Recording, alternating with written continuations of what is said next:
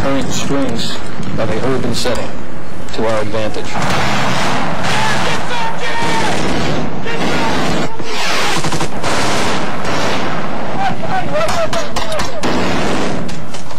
The Army increasingly sees urban terrain as the battlefield of the future, sought out by enemies who hope to neutralize America's might by getting its forces into a close fight. You're wasting your ammo. You're not hitting them. Think about it, man. You only got so much.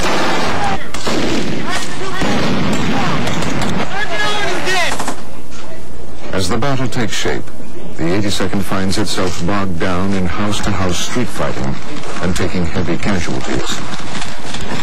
Snipers were a problem, and the other problem that we had was our armor force didn't make it down. They never got there. We were able to get into the first building and then the second building really without much contact. But after that, we needed that suppressive fire from the armor force to allow us to continue on down our objective. The exercise underscores the dilemma faced by today's Army. Heavy armor that cannot move quickly enough. Light infantry that cannot sustain the fight. Light force, the best light infantry in the world.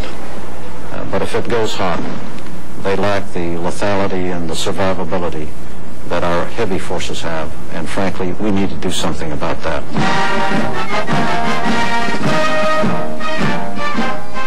In 1999, on the day Shinseki was inducted as the new chief, he announced his intention to change, to move the Army from the current legacy force to what it calls the objective force, a streamlined future Army, 15 years away. Today, our heavy forces are too heavy and our light forces lack the staying power we need. We will address those mismatches. Heavy forces must be more strategically deployable and more agile with a smaller logistical footprint. And light forces must be more lethal, survivable, and more tactically mobile. The magnificent Army that fought in Desert Storm is a great Army, and it still is a magnificent Army today, but it was one we designed for the Cold War. And the Cold War has been over for 10 years now.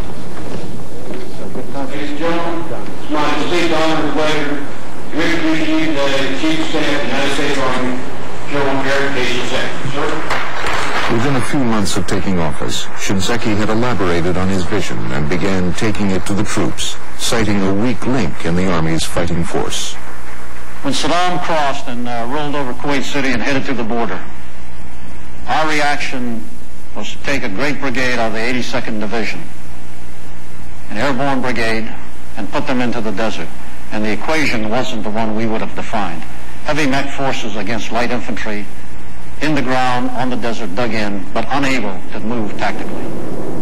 In the early stages of the Gulf War, the 82nd Airborne Division was sent to Saudi Arabia to hold the line against Iraqi armored forces.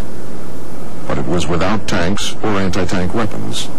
And had Saddam Hussein launched a heavy attack, it is likely the 82nd would have been slaughtered. We held our breath.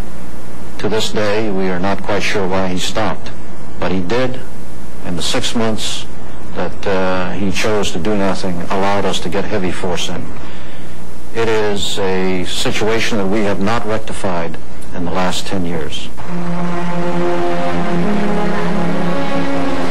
Shinseki's impetus to change comes not just from a 10-year-old war, but from a far more recent conflict, one which would end in acute embarrassment for the Army.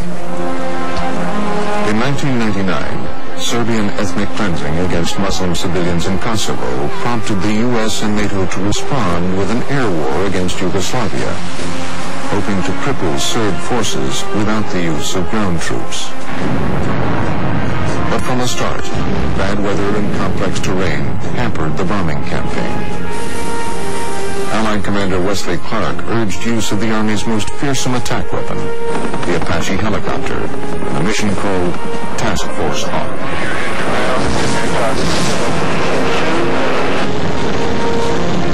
To protect the Apaches, the Army began a build-up many saw as too conscious of risk and too methodical.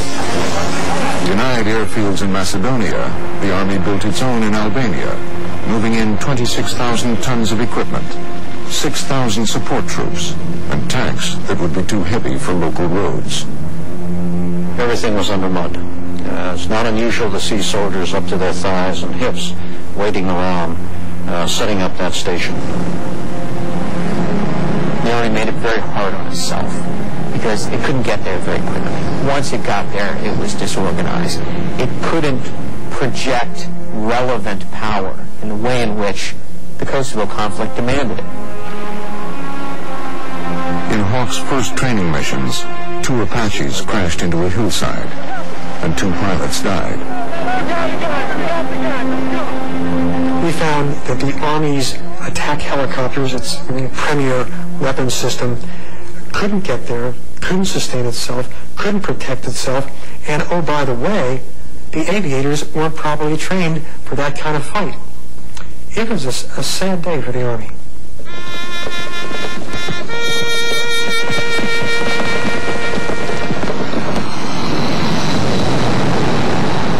General Shinseki seized on that, and I think it's an astute move to say Task Force Hawk shows why we must change. And it's become a kind of rallying cry for why we must change.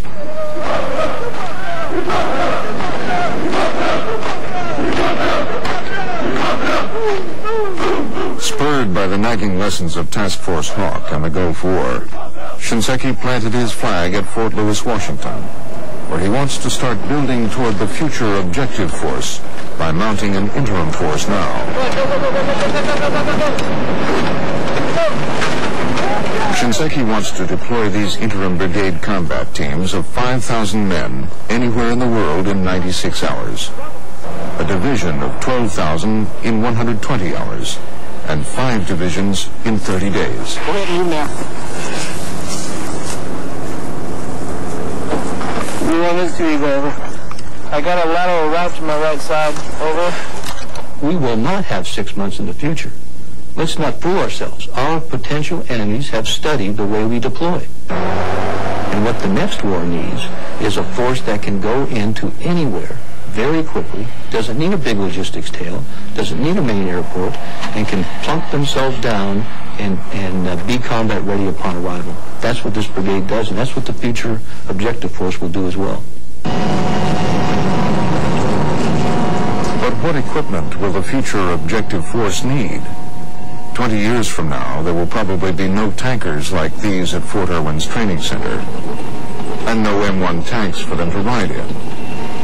Hard to imagine, considering the M1 is currently the 70-ton pride of the U.S. Armored Corps and the key to victory in the Gulf War. But for many, it is becoming a relic, built for a war that will never be fought again. The M1 is the best tank in the world. If you can get it to the war in time, if you have a Saddam Hussein, it'll give you 7 months to move your forces in. If the Mexicans ever cross the Rio Grande, Fort Hood is ready for them. It's a great tank. It's lethal. But clearly, velocity matters. The M1 is not a dinosaur yet, but it will be a dinosaur. The Army has begun work on the M1's replacement, called the Future Combat System, which will weigh 1/3 as much as an M1. These design concepts give only a glimpse of its radical new form, which the Army sees as a system of separate weapons, relying on technological breakthroughs in armor protection and robotics, advances which are at least 10 years away. Well, the Future Combat System doesn't exist yet. We don't know what it will look like. They have certain goals that they're trying to meet. Whether or not it meets them or not remains to be seen. These vehicles will be easily transported by air, rail, or ship. In the meantime, the Army has been looking at existing light armored vehicles called LAVs or LAVs as an interim solution for the new brigades. The big question is whether they will be tracked or wheeled. Until final selection is made later this year, Shinseki has opted for wheels, which are lighter than tracks, require less logistical support, and represent a clean break with the past.